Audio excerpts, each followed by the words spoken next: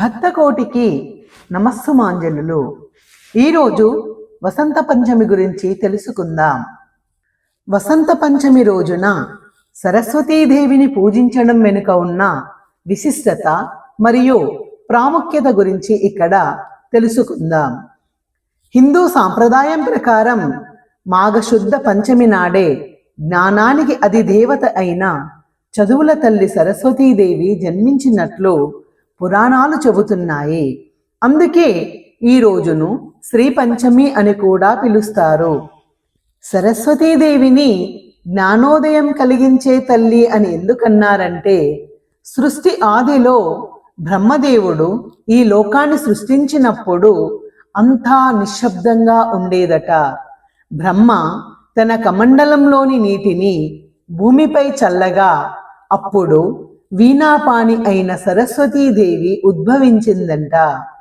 ఆమె తన వీణను మీటగానే లోకమంతటా శబ్ద తరంగాలు చైతన్యం వ్యాపించాయి.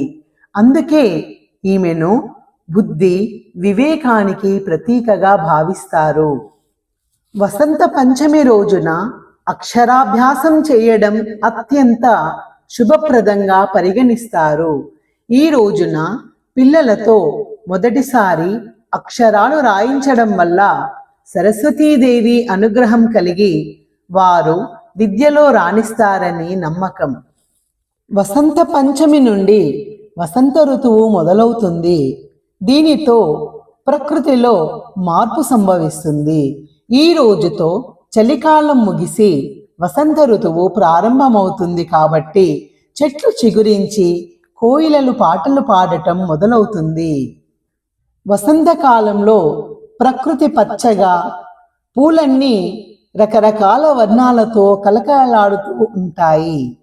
మానవ జీవితంలో కూడా కొత్త ఉత్సాహం, చైతన్యం రావాలని ఈ పండుగను జరుపుకుంటారు.